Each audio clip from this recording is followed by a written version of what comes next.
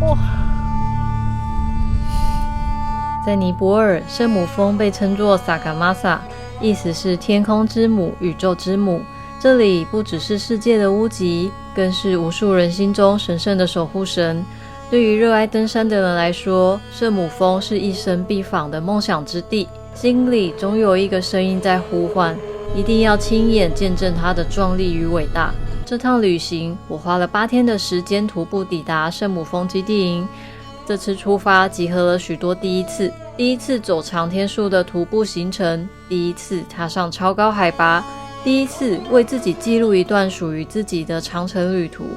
去年经历了一场人生的转折，生活多数时候并不好受。山是一个很有能量的地方，很适合疗愈。走，出发！EPC 成功！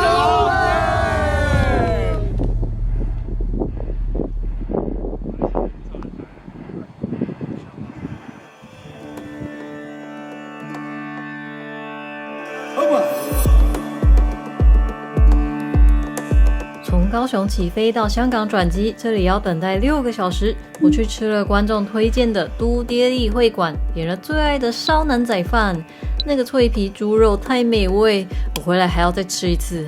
欣赏一下香港的山好漂亮，找到一个可以躺的位置，终于要登机了。结果班机大延迟，到加德满都都已经午夜，这就是传说中尼泊尔的延误日常吗？终于到了！现在半夜1点还这么多人 ，Oh my god！ 这里是落地签，线上填资料。我预计待18天，临柜缴交的费用是$50。第一天好累啊！终于汇合了，太棒了！坐超过12个小时的飞机，哇，尼泊尔很赞呢。这什么？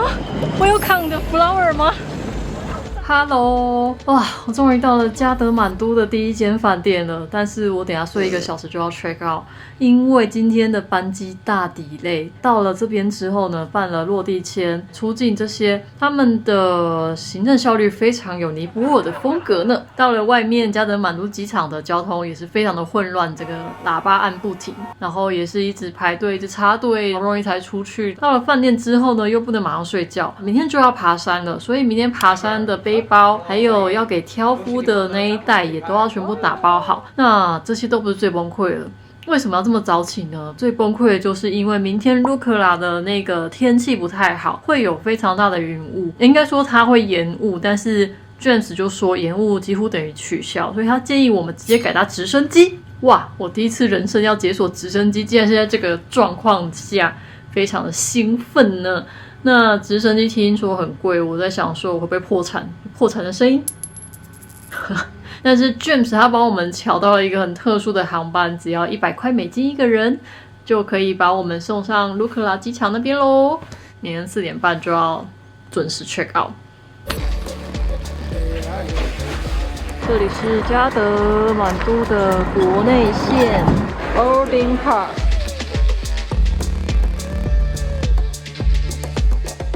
等了3个多小时 delay 的尼泊尔日常，哇，下雨了，终于到室外了，就是这台我们等一下要搭的直升机。哇，这行李箱就在侧边打开，好酷哦！然后这边都是直升机的停机坪，全都是。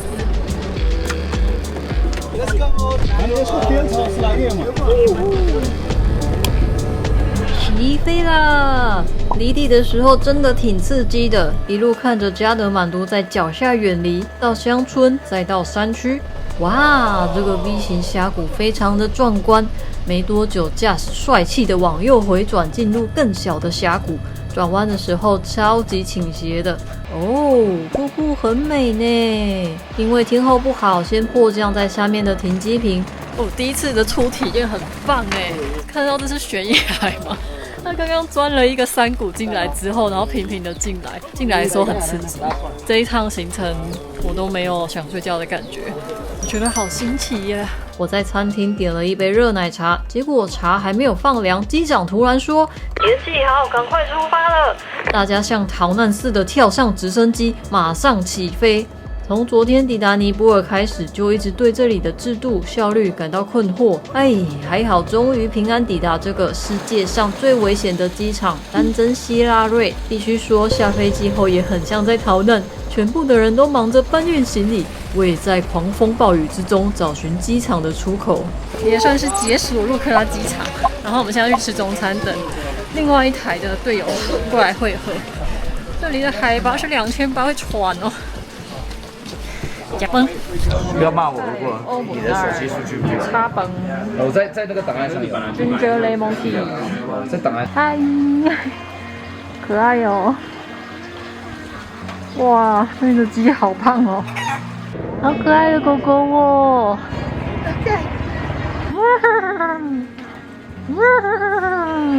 哦，他们要去工作了。耶！吃饱饭来散步。这个路克拉机场真的很漂亮，因为它到了尽头就是悬崖，所以呢，这个画面也是不常见啊，是世界上最危险的机场之一。跑道只有460公尺，而且我们现在在的高度是约2800公尺左右。它其实有一个正式的名字叫丹真希拉瑞机场，这是由一个雪巴人跟一个纽西兰的登山家的名字所截取部分组合的。那这两个人为什么这么重要呢？因为他们不仅是机场建造的推手，而且他们也是圣母峰第一个攀登上去的队伍，所以非常的有意义跟纪念价值。那会改他们的名字，也是因为在2008年的时候他们过世了。总之这是一个很漂亮的地方，接下来几天应该只会越来越漂亮吧。耶！今天要到的地方呢，大概走8公里，然后下降是200公尺，算是一个非常好起步的第一天啊。喂，转一下，这个转一圈是一个功德。好，多转几圈。转一圈，希望我们就上去了。走5分钟又遇到了检查所，我们当地的向导在帮我们排队，要把入山证交给他们。太漂亮啦！随便停一下都是风景，可以感受这个空气非常的清透，颜色很饱和。我们从那边走了半个小时过来，这里有一间咖啡厅，而且它的 view 非常好哦。哇！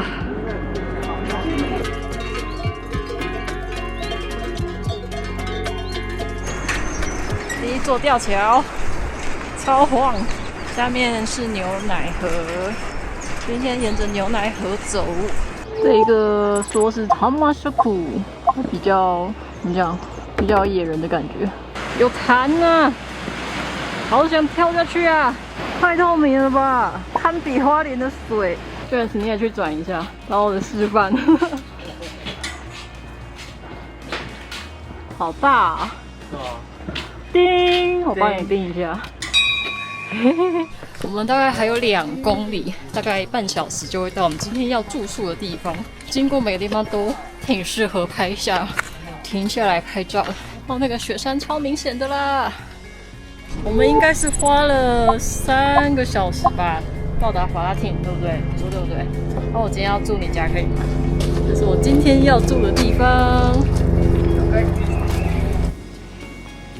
这是今天晚上的房间，房间是没有暖气的，然后这个插头好像也不能用，隔音不太好，就是用木板隔成的隔间，窗户也是木板加玻璃，所以晚上一定要顶着睡袋才行。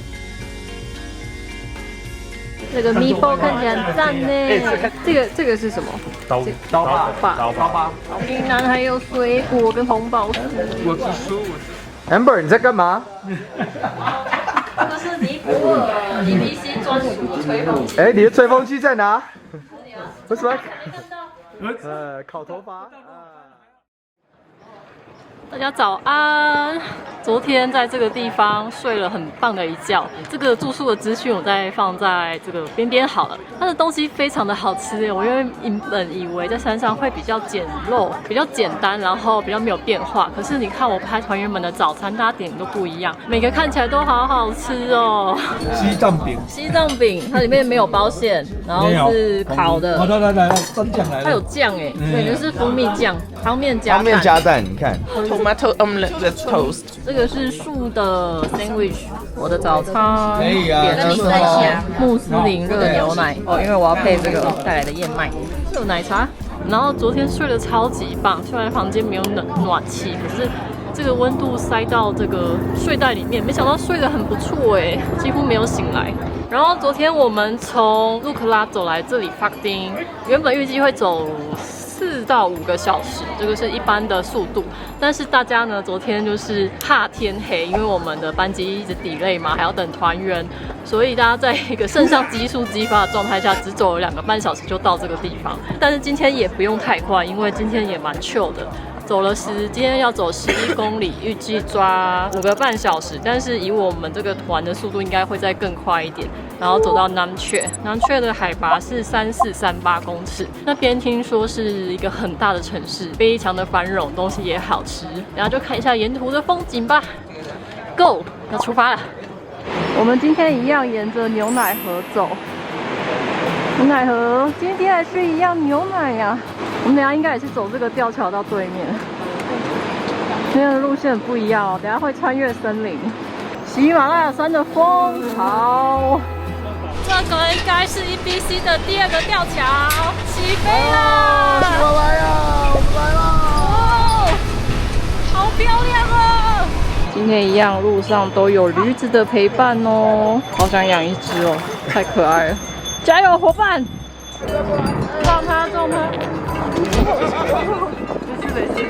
这个是塔玛沙谷，它的海拔有6633公尺，超高的啦！哇，超美！哇，好险我有拿变焦镜，它那个空气清到山壁的形状都很清楚，很漂亮，非常辛苦的职业。背着钢筋上山做工程吧，路上都会看到蛮多钢筋的背工，还有甲板的背工。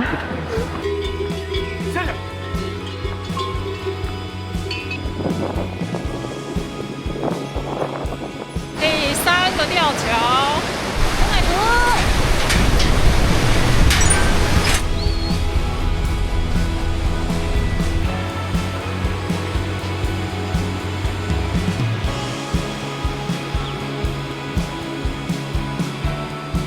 等一下，我们过了芒九，我们要沿着河岸，然后我们要上一个小坡，过一个吊桥，就开始大恶魔。大概50%人会觉得它是大恶魔，但要走1个小时。大恶魔它的形状是大概是这样子，斜上，然后会有一个这个，最后是这样弯就到南切这样子。那这个的过程大概1个小时。现在看到他们正在修复这里都会出现的这个黑色石头，上面有藏文写“红曼尼巴米后”。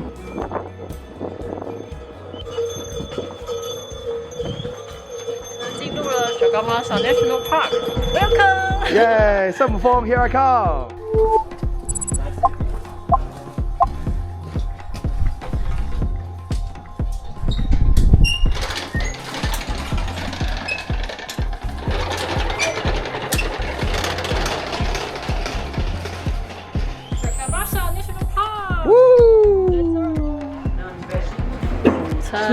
炒面，这个比脸还要大哦，马上拉，很好喝，有一种无糖的奶茶的那种香料茶，某种蔬菜汤，然后点汤都会附一个面包。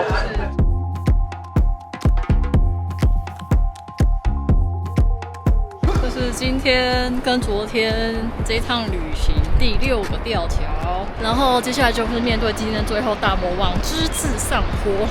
预计会走1个小时左右，结束这个恶魔上坡就到南雀了。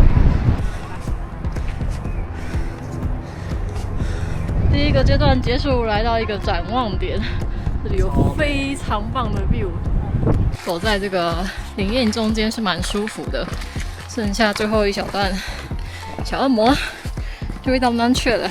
真的这么要说痛苦吗？就是上坡总是会有这种状况嘛，然后你就会不禁想起一些给自己勉励的话，有时候是歌，有时候是一句话。我的话是走得慢没有关系，但是有持续走就好了。这是我在台湾爬山的时候很喜欢的一句话，分享给你。OK， 我们到南雀了，这个是雪巴人的首都，非常的繁荣。这小朋友很开心，我刚刚给他了一个巧克力，他在跟他朋友炫耀。耶！来，到南雀，谢谢。我们喝的是可乐。赞！好的，我们今天花了5个小时的时间，终于到了南雀。这是我们今天住的房间 ，Camp Day Hotel。老板说给我们一个超棒的房间，快来看！呜呼，太美了吧！这是一个家庭房诶 ，L 型厨具加橱柜。这一区我喜欢，这个家具好有特色哦。再来就是2张单人床，这里有一个独立的房间，它是有门跟窗帘的。这是我今天睡觉的地方，我跟另外一个女生是室友。再来，最棒的是外面有一个长廊。哦呀，好漂亮哦！哦。这2天是海拔适应日，要来好好认识南雀这个大城市。这里是喜马拉雅山上最热闹的贸易地区，街上有美容院、酒吧、餐厅，还有登山装备店跟银行。我的登山装备全部自己带，所以把目光放在其他有文化特色的选物店。我听说南雀这边超好逛的，没想到这么好逛。我在这间店买了一个头巾，换成台币只要100块，很好看呢。虽然这个在台湾呢，你会想不到在哪里戴，但是你买了就会有机会戴的长毛牛做成的嗨了帽，台币竟然不到800块哦！这是什么佛系的定价？这样子手工帽，然后这边又是鸡皮的。最后介绍一个，就是我的袜子，这个袜子超级厚。只有在这种非常冷的地方才会缠住。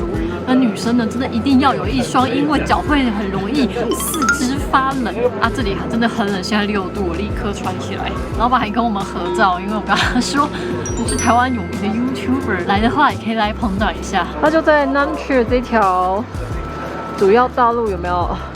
就是大家会一直走，一直往上走的商店街。哦 ，Boss，Hello。早上刚爬升完1001又逛街啊，小腿酸了。我预约了半小时的腿部按摩，还顺便在这间美容院洗了头发。这也是我在整趟 EBC 唯一看到的一把吹风机。离开这天后，洗头会有高山症的风险，所以特别珍惜现在清爽的感觉。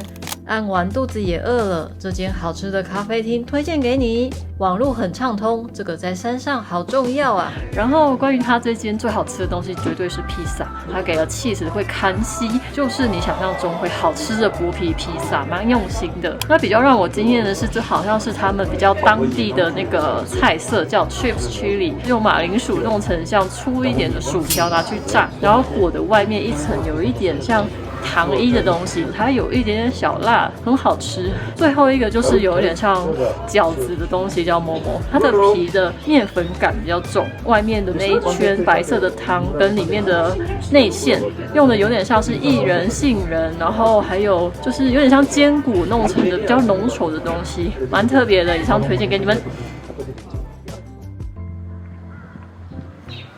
民宿看出去的山 ，Canberra 6187。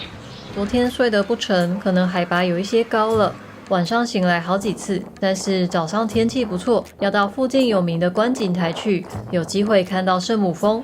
沿着民宿旁的石梯往上爬，一下就到了石梯的制高点。往西边看，有一座私人直升机场。听说很久以前还可以从这里走3天的时间就能到西藏。仔细看南方的山上有一排矮建筑，当地的人在假日会到那座山庄度假，挺秘境的。再往东边看是尼泊尔的军事基地，有军用停机坪，操兵也不能少。不得不想，被派到海拔3500这里当兵，肺活量要很好呢。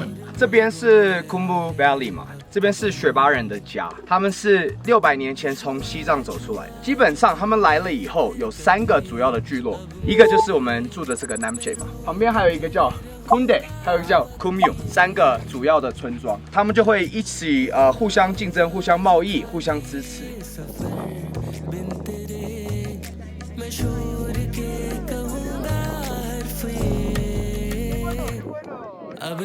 珠穆朗玛峰，我酷哦！蛮远啦，但是看得很清楚。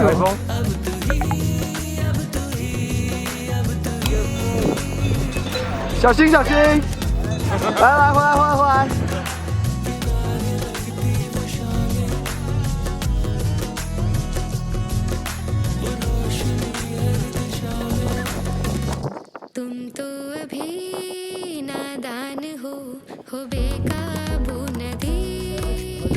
！Sagamasa Next 是一个私人企业和政府合作的计划。昆布地区的游客一年有6万人，当地的垃圾负荷量已经过大。这里有来自各国的艺术家进驻，用废弃物创作各种艺术品和画作贩售。这里是免费参观，喝杯咖啡，晒晒太阳，很舒服。EBC 返程的时候，可以帮大家背1公斤的垃圾下山，会获得一个塑胶盖再制的硬币哦。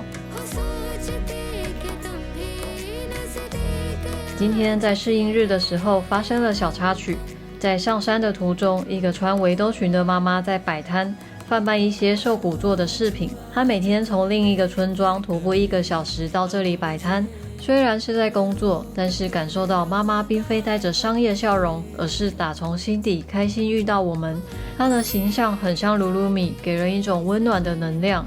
我们好自然的在道别的时候拥抱，也许是这一趟旅行有许多新的尝试，独自拍片也着实有不自觉的压力，那一刻眼泪真忍不住。这就是喜马拉雅山的力量吧。有趣的是，妈妈看我哭，拿了一个戒指当礼物送我，有一种被无条件对待的感动。每想一次，眼眶就会湿一次。然后跟妈妈买了这个，在西藏里面是有幸运意思的图腾。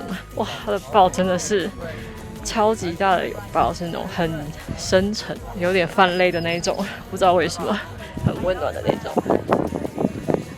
傻眼，才第几天而已。这是 Namche 的第2天晚上，明天我们就要起登去走11公里到下一个地点，然后非常的感受到人性的本质的一天。现在我必须说，在这趟旅程中，每一餐都吃好饱哦，然后他们餐点的分量都很大，哇，就是吓到。整体来讲，我非常喜欢Namche这里的行程。我觉得如果对 EBC 这个行程是没有把握，或者是只是想要来看看这些雄伟的高山的话，去今天的观景台，我觉得其实也是一个非常值得的旅程，也蛮推荐大家的。毕竟后面的行程就会比较硬，明天看看咯。好，今天要早睡，大家晚安。出发啦！今天要到 Tempoche， 然后中间会经过 Tempoche， 然后那边有一个很大的寺庙哦。Go！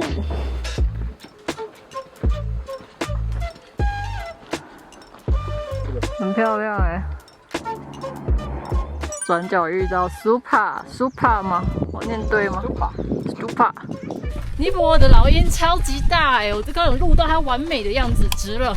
我这趟旅游值了。哎，你看老鹰也值，买个帽子也值，什么东西都值。有我这个团员，你会很有成就感。哎，还不错，还不错。到底要多值？值超值！遇到一个资源回收的挑夫，应该是把这边的垃圾带回Namche吧。这应该是本趟旅行第7座吊桥。今天体力不好，经期第1天，然后今天的下坡很多，下坡苦手。今天这是休眠导航哎，就是那种自动导航，真的好厌世哦。现在到了 Tempoche 3875公尺，我们刚餐厅是32多吧33，因为爬了500多，500，累死了。保佑我们这趟平安，天气越来越好。欢迎来到山上最神圣的修道院 Temple Shade Monastery。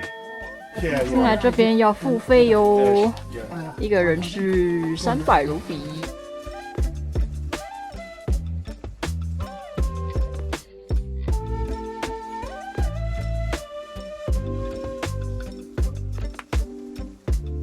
耶 ，Devil Shade 的家很漂亮哎，他懂设计哦，他是大面开窗，虽然有点危险。你看他可以这样直接头探出来。这就是今天的房间，棉袄，然后电热毯。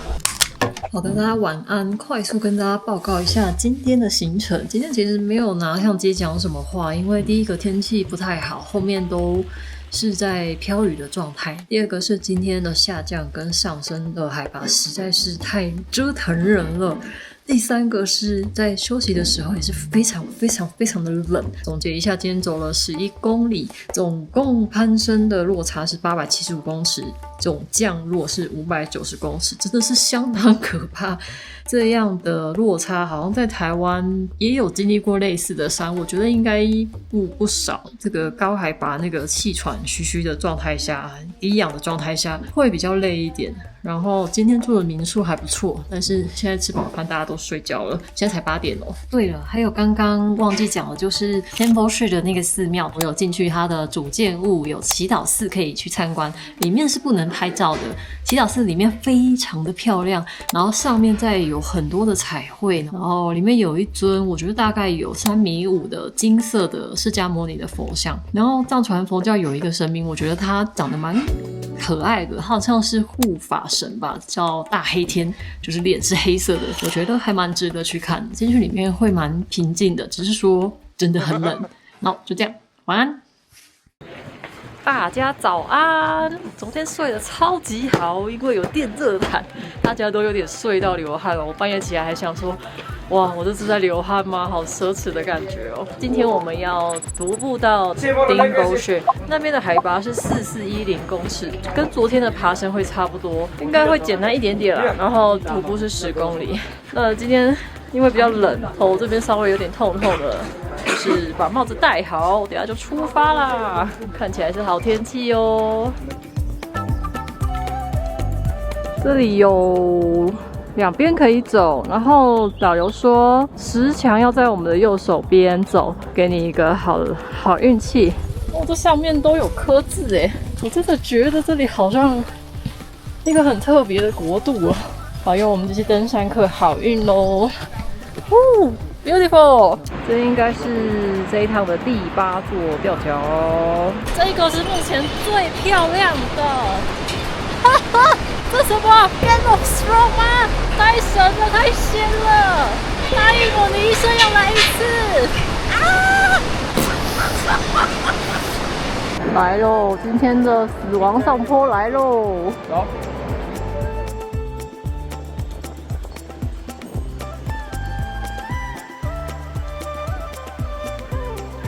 3953，超过玉山喽！在我面前的这个头在冒烟、尖尖的山是落子山，也是一座很有名、破8000的世界级高山。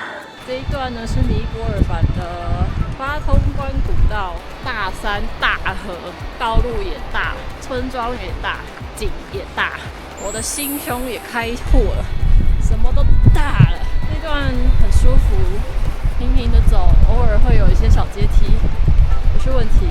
然后今天的太阳很大，很舒服，但还是会有一些山谷的风，所以其实就是穿的一件防风不多，然后头一定要保暖。真的很高兴有买这个亚克的毛做的。刚那一个长毛牛的队伍经过，我发现他们是没有剃毛的，原来他们的毛可以长到那么长耶，所以才可以做成像这样一顶的帽子。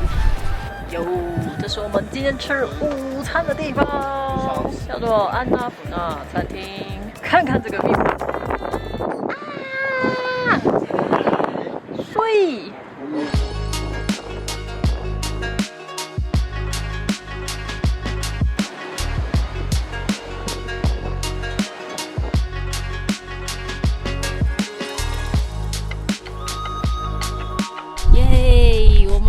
下午1点前到达了 Debochet。这个村庄一开始就有牛牛们，它们自由自在的在吃草，然后天气不错。今天是很舒服的一天，海拔爬升不高，风景也特别漂亮。然后我们会在这里待2个晚上，明天是适应日。我一开始还不知道我以为那个是收发讯号的，没有，它是太阳能煮水，神奇吧？这是Debochet最出名的地方，也就是我人生中站在最高点的，就是现在这个时候。各位观众，4410的 brownie 超好吃，我跟你讲，这一趟值了，真的值了。又来了，没办法，就跟你说吧，这行程一定要来参加。可以再来一盘，最温暖的咖啡厅4410 ，Let's go， 最赞最赞。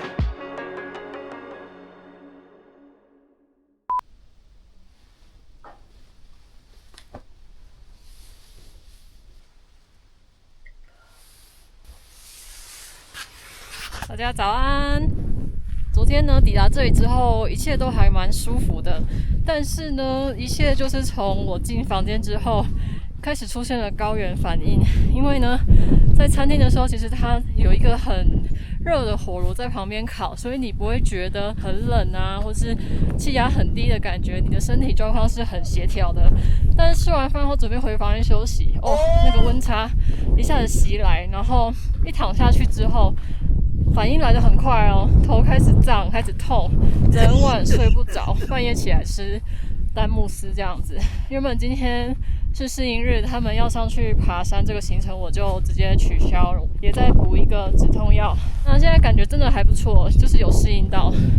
适应日是必须的。那以下是今天的计划，就是我已经吃完了早餐，然后我 skip 掉民宿的午餐，因为民宿的餐厅的伙食真的是不太好吃。我想说花一点钱去昨天的4410咖啡厅，他们的食物很棒，他们也有很棒的暖气是一直供应的，所以我打算去那里做一件我这一趟还有一件事情还没做，就是我带了我的颜料来，想要把我看到的风景画下来，然后希望我今天可以在咖啡厅度过一个臭的适应日。大家祝福我，我现在真的感觉不错呀！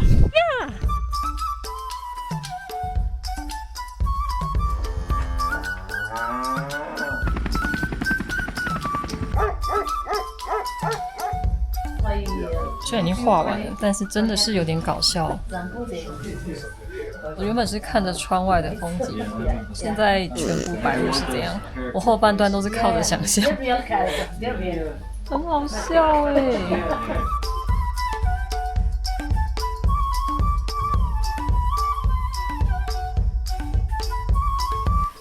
今天过了旧的一天，准备要来睡觉了。现在是晚上的8点之前吧，7点半。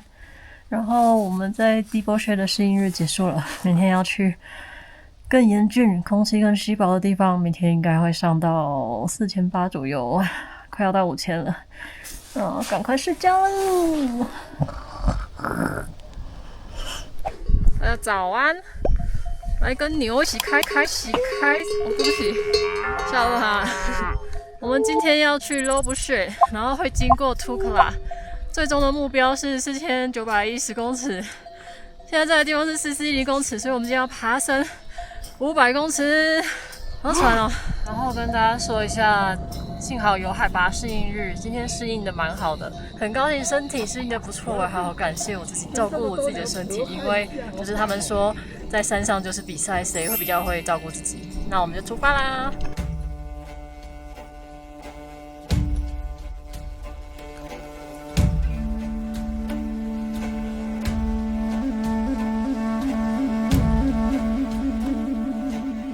这个景值了，我今天第一次感觉值了，就是这个景出来了，哇，值了！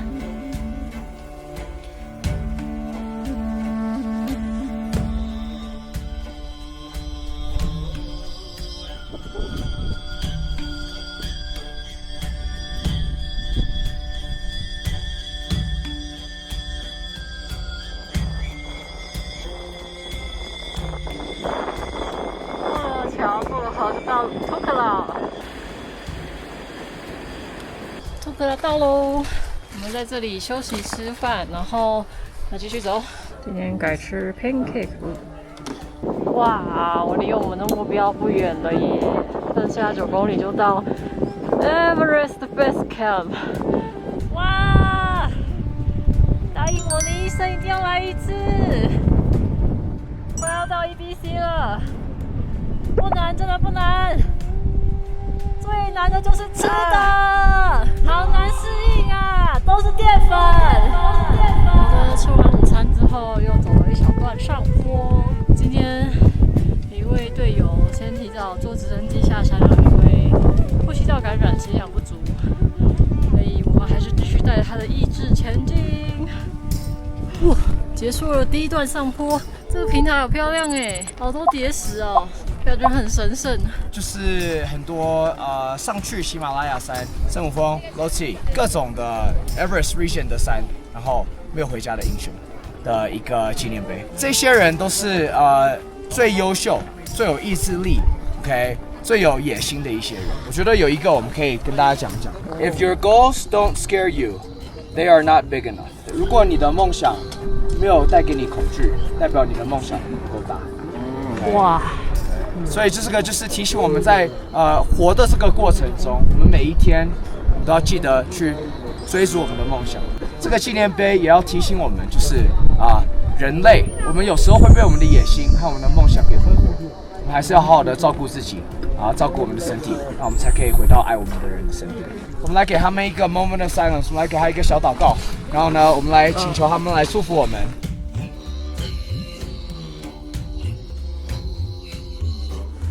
哇，刚刚听讲解真的好感动，因为这些石头叠石都是有意义的，就是很多那个登山家、冒险者这些英雄，他们都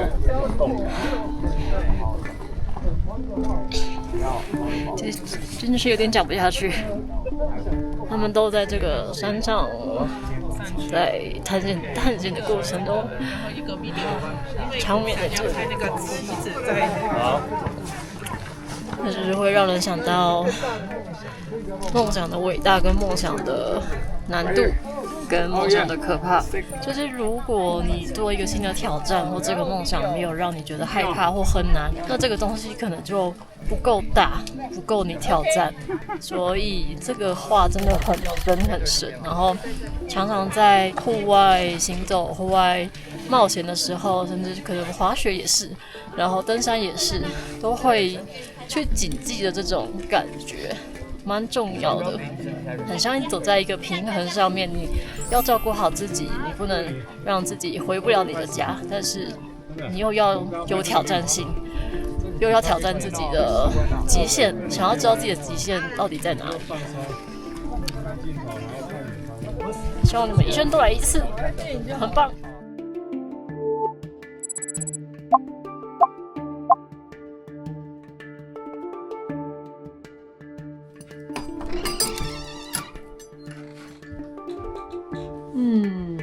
不错哦，这个蒂芬尼绿哦，让这个房间多了一点温馨的感觉。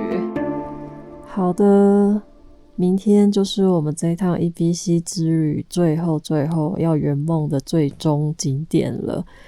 希望明天一切顺利。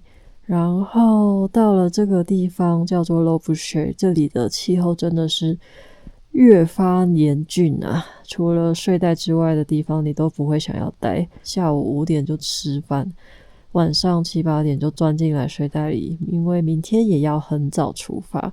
听说明天的行程是这趟旅行最累的一天，徒步时间比较久，然后我们会到 EBC 之后再折返一点点到 Groshev 过夜，那边又比今天更冷。基本上晚上一定都是-3、-4，甚至-5、6度，不知道。明天终于要圆梦了，没想到，不敢相信我竟然撑过这几天，真的好累啊。很期待到基地之后看到的一切跟心里感受到的东西再分享给你们。晚安。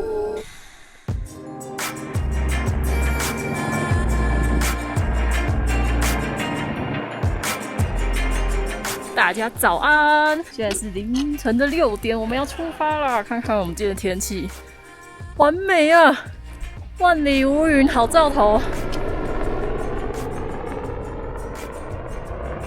再我一层，手指头超级没知觉。昨天半夜应该只有-10度吧，-7、-10。然后我们起灯的时候大概是3度左右。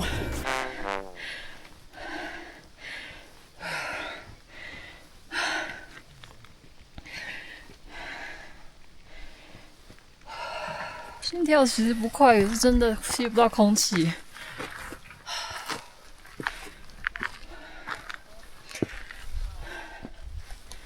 如果知道平常自己的速度会完蛋，会很喘，所以再放慢一点吧。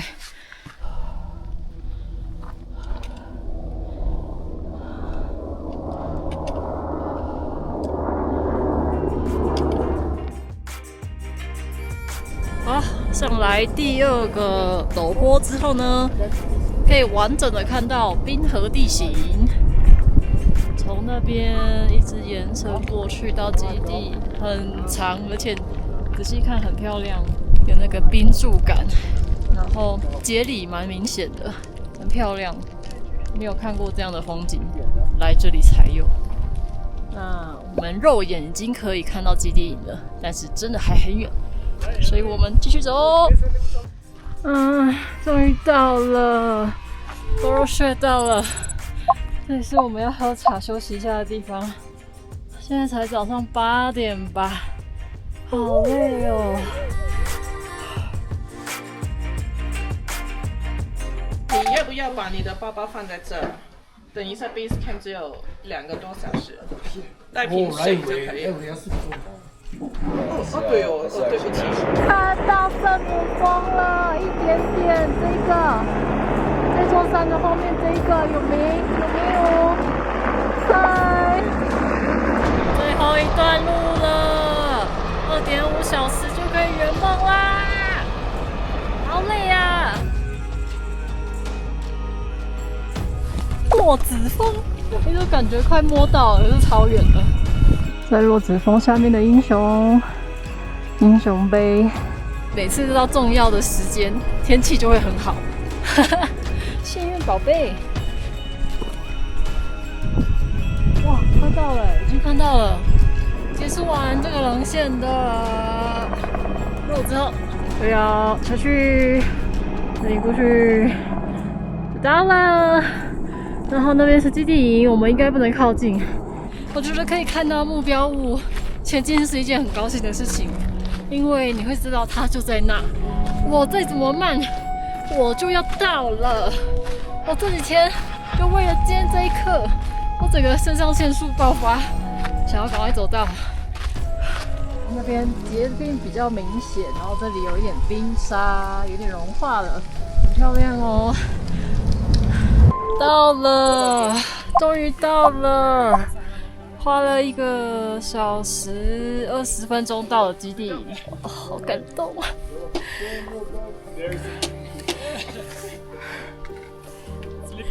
哇，这一趟真的很不容易耶，一直在吃淀粉，吃什么都会胀气。人真的有无限可能，中间真的有一天高山症很不舒服，真的很想说还是会回家，但我做到了。哦，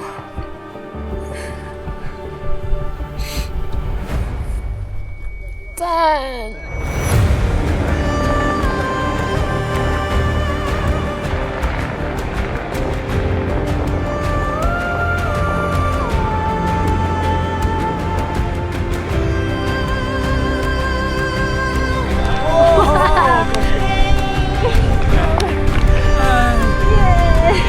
圣母峰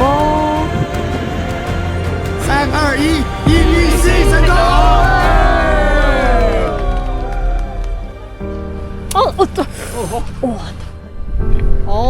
这边应该是最靠近基地营的位置了。我我们不能再前进，因为他们的身体非常的重要。如果我们身上有传染什么的话，不要带进他们的区域里面比较好。想要登顶的人比我想的多很多哎，超级多帐篷，好佩服啊！ Happy birthday to you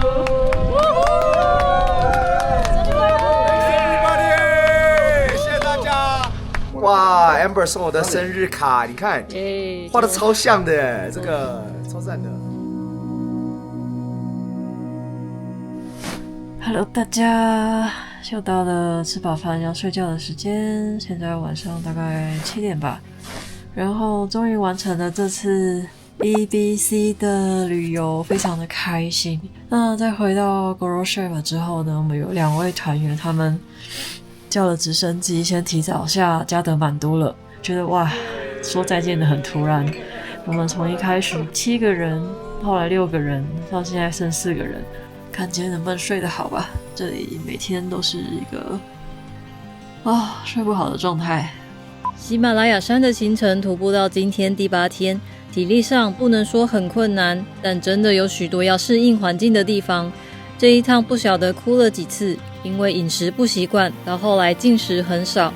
虽然腰围小了，但是装进心灵的能量却是满满的。EBC 完全可以写进人生的登山清单里。每一天都比昨天更困难一点，所以也要更努力一点，包含照顾自己。剩下的山会给答案，推荐大家一生都要来一次。等等，还没结束哦！明天起床后会前往另一个路线，到我此生看过最美的高山湖泊，还有穿越壮丽的冰雪垭口。如果说 EBC 路线像是在找寻自我，接下来的高山湖泊之旅就是一趟对美的极致追寻。亲身到达就是大自然给自己的犒赏。走，出发 Congratulations, Amber！ 恭喜你完成 EBC 完成了，太厉害了，太棒了，大家都要来，非常厉害，非常厉害，恭喜你 ！OK， 这样，对不起，是我们自己厉害吗？